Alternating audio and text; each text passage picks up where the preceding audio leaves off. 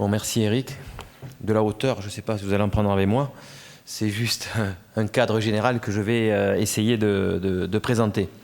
Parce qu'en effet, c'est quand même un peu difficile pour un directeur d'interprofession de passer après des ingénieurs et des scientifiques qui sont très très pointus sur les sujets que nous venons d'évoquer. Mais comme vous le savez, une interprofession, elle a plusieurs missions. Elle a, on va dire en grosso modo, 4 missions.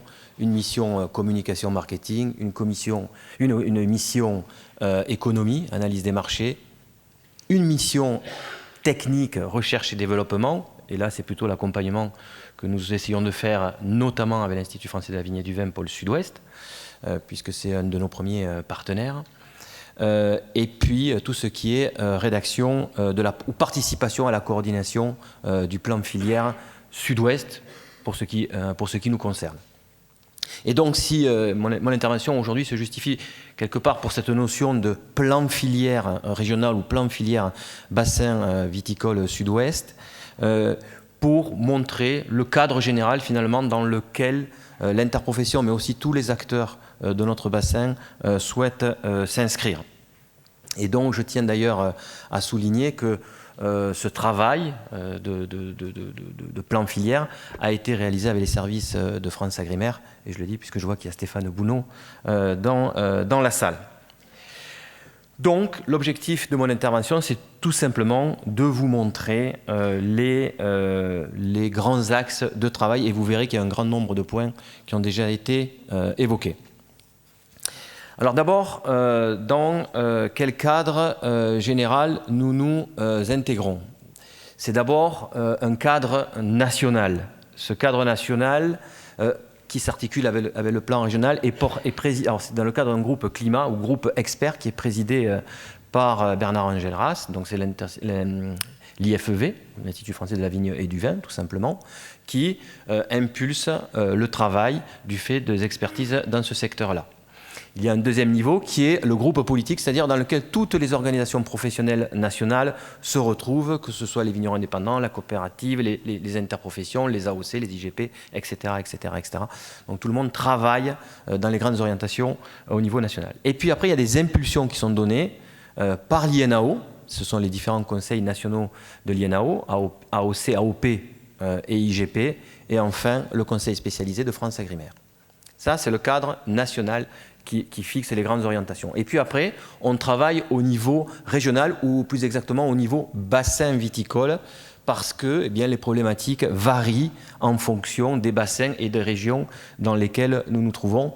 Même si on l'a vu, les changements climatiques, justement, impactent les spécificités de chaque bassin.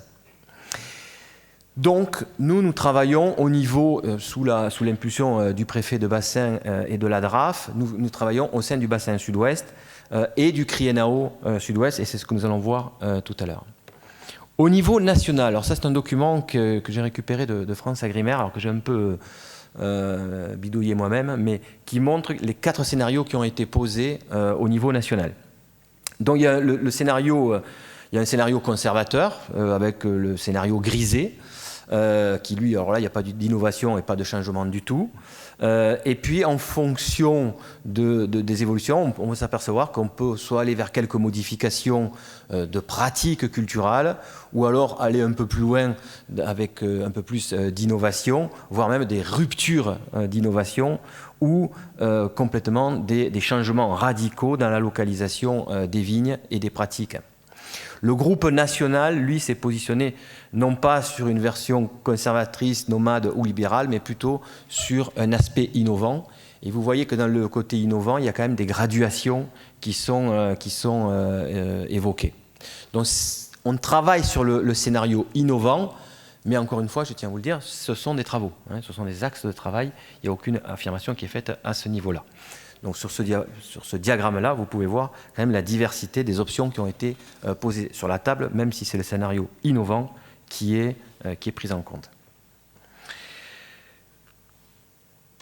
Deuxième cadre dans lequel nous nous inscrivons, c'est le cadre du plan filière sud-ouest. Il y a eu un plan, à la suite des États généraux de l'alimentation, il y a eu un plan filière national, puis il y a des plans filières régionaux. Il y a 4 piliers.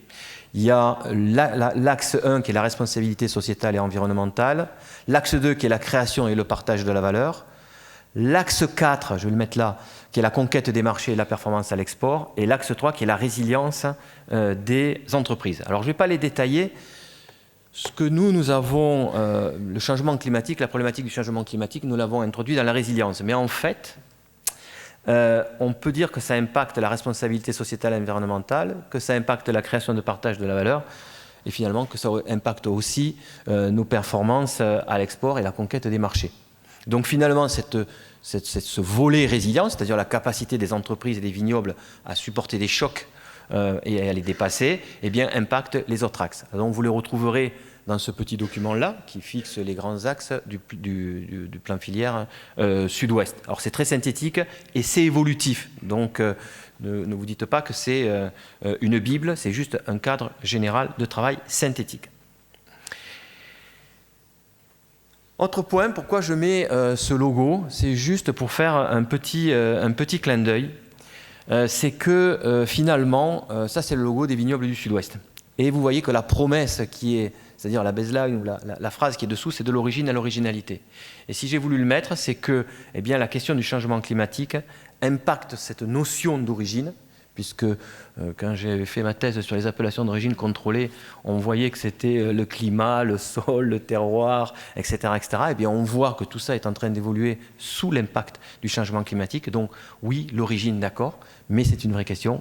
Et l'originalité, eh bien, parce que eh bien, nous défendons des spécificités avec des profils produits bien particuliers. Eh bien, qu'est-ce qui deviennent ces profils produits dans le cadre d'un changement climatique? Donc, pour nous, c'est une promesse. On cherche à la tenir. Mais c'est vrai que le changement climatique nous interroge fortement.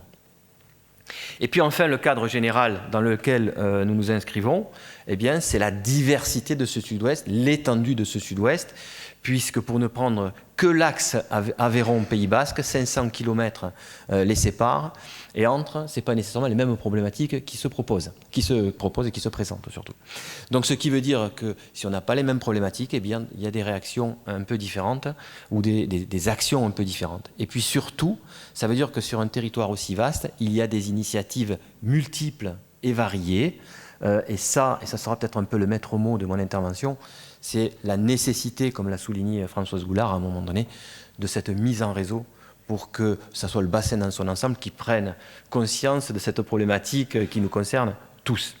Donc toute la difficulté est là. Donc à partir de là, quelques orientations stratégiques qui ont été travaillées, 4. Alors ces 4, d'abord, elles ont été faites au sein du Conseil de bassin, mais je voudrais dire que moi aujourd'hui je suis le porte-parole, mais je ne suis pas le mieux placé pour en parler. Parce que dans la réalité, les 4 axes qui ont été proposés, 4 axes de travail, je le précise, ont d'abord été... alors, il y a eu une réunion de travail avec plusieurs acteurs, notamment le CRIENAO Sud-Ouest, et donc Alain Rottier, qui est présent aujourd'hui, qui le préside, a été un des acteurs pour l'édification de ces axes de travail. Le deuxième, c'est la Fédération régionale des AOC, avec Paul Dabadi, qui est le président, et qui est vigneron à Madiran, à la cave de Crouseille. Et puis, il y a la FRIGP Sud-Ouest, et c'est Christophe Bou, ici présent, qui est à la fois le président de la FRIGP, aussi, alors coprésident de l'interprofession, mais aussi, et surtout peut-être, vice-président du conseil de bassin, qui est présidé par le préfet et par Christophe Bou. Et puis enfin, il y a la DRAF, qui a impulsé ce travail à la demande des services de l'État et le soutien de l'Institut français de la vigne et du vin, et en particulier de Eric, qui nous a apporté son expertise. Donc moi, je suis le porte-parole finalement d'un travail collectif et d'un travail en cours.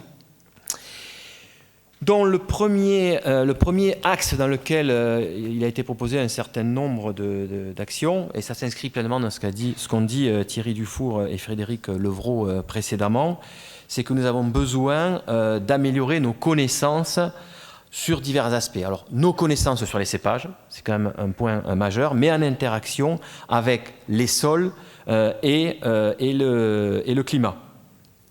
Améliorer les connaissances, alors on a vu qu'il y a du travail qui a été fait sur les 20 années précédentes, mais il y a aussi la question de la prospective pour pouvoir mieux anticiper un certain nombre de pratiques. Et puis sur la base de cette connaissance, évidemment, c'est la définition des mesures à prendre. Donc, nous pensons qu'un des premiers enjeux, c'est l'amélioration de nos connaissances sur ces différents sujets, notamment sur les caractéristiques et les pouvoirs de rétention des sols. Le deuxième domaine, c'est nos conditions de production. Donc Christophe Gravilliot, tout à l'heure, à l'instant, vient d'ailleurs de l'évoquer. C'est d'abord des actions sur nos conditions de production. D'abord, ce sont les pratiques culturales. Quelles sont les pratiques culturales que nous devons avoir dans la question de l'entretien des sols est majeure, évidemment, mais aussi sur les questions de l'enherbement notamment. Et j'y reviendrai tout à l'heure très rapidement. Le deuxième aspect, c'est la gestion de l'eau. Donc la question, alors c'est toujours une question sensible, la gestion de l'eau, mais il y a la question des réserves, qu'elles soient collectives ou individuelles, c'est une question majeure. Donc il y a la question de l'irrigation, avec quelle date devons-nous choisir finalement, puisque la date du 15 août qui est passée, mais qui est posée, mais peut-être qu'elle doit être revisitée au regard des évolutions que nous vivons actuellement. Mais la question de l'eau ne se traite pas uniquement par l'irrigation, bien entendu, donc il y a un certain nombre de pratiques qui doivent être envisagées et travaillées.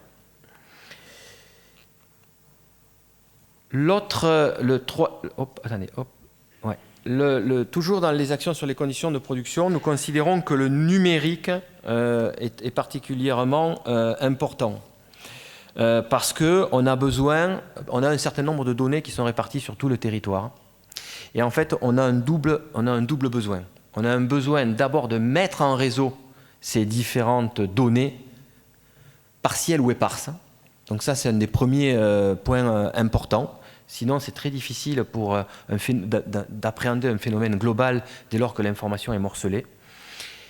Ça, c'est le travail qui est en train que nous réalisons, puisque nous sommes partenaires avec la région Nouvelle-Aquitaine dans le cadre du projet Viti Data, qui a pour mission de mettre en réseau un certain nombre de données techniques qui sont détenues par les différents acteurs. Le deuxième challenge de ce volet numérique, c'est la densification. Parce que d'un territoire à un autre, à quelques kilomètres, un certain nombre de choses peuvent varier très sensiblement ou très rapidement. Un secteur peut être touché par des phénomènes météo, tandis qu'à quelques kilomètres, il ne l'est pas touché. Donc, on dispose d'un certain nombre d'outils pour bien anticiper les changements, certaines évolutions climatiques ou météorologiques, mais on manque de densification. Donc, l'objectif, c'est aussi la densification qui est nécessaire. Troisième domaine, c'est évidemment notre patrimoine végétal. On en a longuement parlé précédemment. C'est tout le travail qui est en train d'être réalisé sur le cépage par les vignerons, par les entreprises, par les caves coopératives, par l'Institut français de la vigne et du vin, par l'INRA, etc. Alors c'est d'autant plus important pour nous que les cépages sont au cœur de notre stratégie de différenciation. Donc les cépages sont majeurs pour nous. Alors pour tout le monde, vous me direz, c'est vrai, mais dans un marché très concurrentiel, très évolutif, très fragmenté, la question de la typicité et de la différenciation est fondamentale et par conséquent, l'interprofession et toutes les entreprises qui sont réunies en son sein jugent les cépages fondamentaux pour leur compétitivité. N'oublions pas que le Sud-Ouest, c'est quand même un réservoir de biodiversité particulièrement important, puisque 30% de la diversité française, génétique française, est située dans le Sud-Ouest. Donc ça, c'est un atout, parce qu'un certain nombre de régions ne disposent pas de cet atout-là, dès lors qu'elles sont resserrées sur 2-3 cépages. Donc c'est un atout très très important. Alors cette biodiversité se caractérise par plusieurs choses, mais en particulier en première une, notamment un potentiel de 180 cépages qui sont non utilisés. Et donc là, il y a quand même quelque chose qui peut nous être utile pour voir leur potentialité d'adaptation au changement climatique. Et c'est tout le travail qu'est en train de mener notamment l'IFEV, Eric et ses équipes. Donc pour nous, c'est très important. Et d'ailleurs, je voudrais souligner, puisque je crois qu'on l'avait évoqué l'an dernier, c'est le programme Valovitis qui a été réalisé par l'IFEV, l'interprofession était partenaire, modeste mais partenaire, et qui était la recherche de cépages inconnus, notamment en particulier dans le Pyrénées et le Piémont pyrénéen. Et donc, il a permis la découverte d'un certain nombre de cépages inconnus, qui là aussi sont des ressources pour le Sud-Ouest. Donc, vous le comprenez, pour nous, nos cépages sont fondamentaux. Et on a cet avantage-là de bénéficier de cette diversité de cépages non encore exploités. Donc, l'objectif, évidemment, c'est le travail sur les potentialités de ces différents cépages. Alors, je pense notamment du côté du Gers, avec Madiran, Saint-Mont, au cépage tardif. Alors, lui, il porte bien son nom, parce qu'il est un peu plus tardif. Alors, il avait été abandonné parce qu'il était tardif. Maintenant, il est intéressant parce qu'il est tardif. Donc là, il y a tout un travail qui est en train d'être fait et qui porte des fruits apparemment intéressants.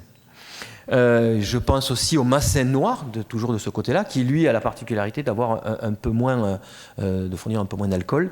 Donc ce qui est intéressant, puisque le moins d'alcool, dans le cadre d'un réchauffement climatique et de changement aussi de mode de consommation, sont particulièrement pertinents. Et on pense aussi au Negret de Punjut, et je dois en oublier au passage, Eric, du côté de Fronton. Donc c'est tous ces travaux-là qui, pour nous, revêtent une importance capitale. Dernier volet dans lequel nous travaillons, c'est les actions sur notre environnement. L'objectif là, dans ce cadre-là, c'est de voir quels outils et quelles pratiques on peut mettre en place pour une meilleure résilience face aux aléas climatiques que sont le grêle, le gel, les inondations ou les phénomènes caniculaires. Donc les questions que nous sommes en train de nous poser, c'est quels équipements, quelles pratiques. Alors un certain nombre ont déjà été évoqués, plus ou moins précisément. C'est vrai que nous travaillons sur tout ce qui est filet, tour antigel, mais il y a aussi l'agroforesterie, qui est un élément de réflexion, et l'anerbement. Ça a été évoqué tout à l'heure. Alors, si je reviens à ce plan filière, si vous regardez la photo de couverture, elle n'a pas été prise uniquement parce qu'elle était jolie, ce n'est pas anodin, c'est tout simplement parce qu'elle est anerbée et parce qu'il y a des arbres. Et que finalement, c'est une des premières caractéristiques du Sud-Ouest, c'est cet anerbement et ces arbres. C'est la première caractéristique environnementale de notre bassin viticole. Eric répète souvent, et on ne le dit pas assez, que nous sommes la première région viticole anerbée de France, ou une des premières régions viticoles anerbées de France. Donc, il faut le prendre en considération. Le deuxième volet, c'est le volet assurantiel. Et là, clairement, c'est élargir la base des assurés. Parce que plus il y en a, plus on a mutualisé le risque assurantiel. Et c'est particulièrement important parce qu'il y a un certain nombre de vignobles sont particulièrement impactés et les entreprises se retrouvent en grande difficulté. Alors, je n'en oublie au passage, mais je pense notamment au vignoble du Lot qui, sur 2 ans, 3 ans, peut accumuler un certain nombre de difficultés qui mettent les entreprises en péril si un certain nombre de mesures n'ont pas été prises. Alors, je ne dis pas qu'il n'y a que ça, mais ça fait partie clairement des sujets. Juste pour conclure, je crois que l'interprofession des vins du Sud-Ouest souhaite d'abord que c'est mettre en place une intelligence collective. Alors on le voit bien, il y a eu une diversité d'acteurs qui travaillent. Notre objectif, c'est que tout le monde puisse se mettre en synergie et tout le monde puisse travailler ensemble. Il n'y a pas de concurrence. Alors évidemment, aujourd'hui, il n'y a pas de concurrence autour de la table, mais il faut que de plus en plus, les résultats soient partagés, parce qu'il n'y a pas, dans un phénomène aussi important, de concurrence entre les organisations. Notre objectif est au contraire qu'il y ait une coordination, une concertation. Et je reviens toujours sur ces propos de Françoise Goulard en démarrage, qui était important pour moi, cette notion de mise en réseau, même si c'était un mot d'une longue explication. Le deuxième point, c'est que le plan filière doit constituer le cadre général de travail. Alors ça ne veut pas dire que tout doit y rentrer à tout prix, mais en tous les cas, pour la filière viticole, ça doit être un axe de réflexion qu'on doit sans arrêt nourrir et avec lequel on doit sans arrêt parler avec les différents acteurs. Et puis, je conclurai sur ce mot-là, sinon je ne serais pas un vrai directeur d'interprofession. Je pense que les services de la région et les services de France Agrimaire, donc de l'État, doivent peut-être réfléchir à un meilleur accompagnement des travaux qui sont initiés par tous les acteurs qui ont participé à ce tour de table, et en particulier à l'Institut français de la vigne et du vin Pôle Sud-Ouest, puisque c'est notre premier partenaire. Merci à vous tous.